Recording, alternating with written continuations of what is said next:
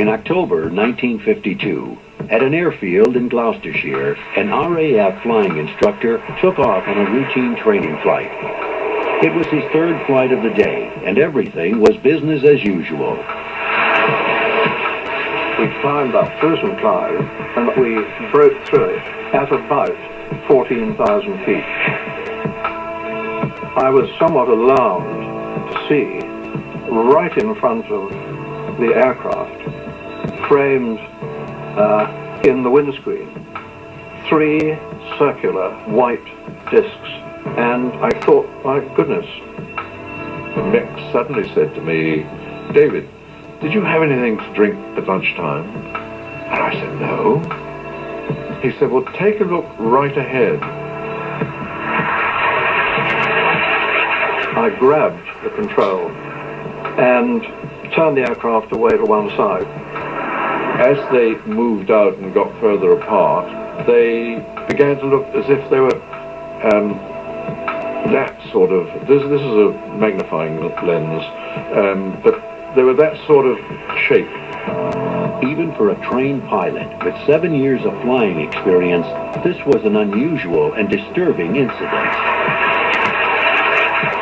Frightened, yes, and I was subsequently told that when I got down from the aircraft cockpit, that I looked somewhat shaken, almost as if I'd seen a ghost. Swinney and Croft's sighting was also picked up by a local radar station.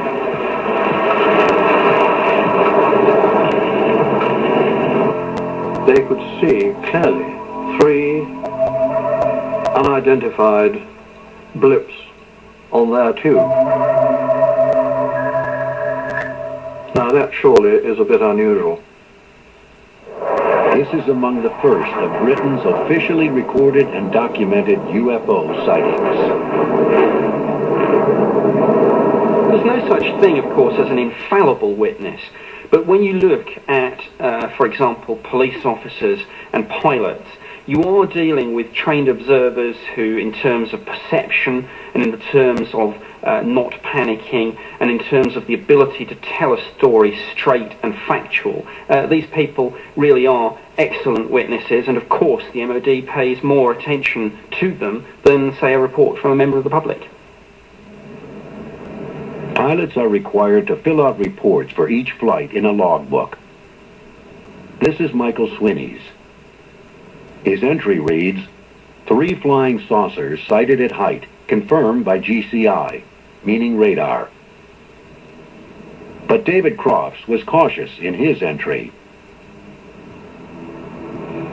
I felt that if someone picked up my logbook and saw that I had written that I'd seen unidentified flying objects, they'd think I was due for the funny farm. And so I just made 3 ellipses and a query to indicate to me privately that that was the sortie on which we saw these objects, and I shall never forget it. Swinney and Crofts is a fascinating example of a case where there really isn't an agreed explanation for this within the MOD, and it perhaps demonstrates the dichotomy that the department faces. On the one hand, it cannot find an explanation. On the other hand, it doesn't want to start public panic or really admit that there's anything operating in our airspace that we simply don't know about.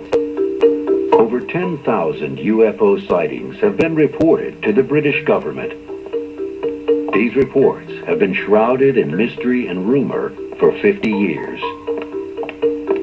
They are now widely referred to as Britain's X-Files. The X-Files is a phrase that conveniently describes the British government's investigation of aerial phenomena, UFOs, flying saucers from 1950, or around 1950 to present. They contain sort of a database of reports, of comment, of internal discussion, policy making. They are the accumulated knowledge that has been gathered by the Air Ministry and later the Ministry of Defence, the files that contain the truth. The birth of Britain's X-Files dates back to 1950. There had been some sightings of aerial phenomena reported by aircrew during World War II. But in the United States, a rash of sightings resulted in one newspaper coining the phrase, flying saucer. In response, the British government established one of the most bizarre committees in political history, the Flying Saucer Working Party.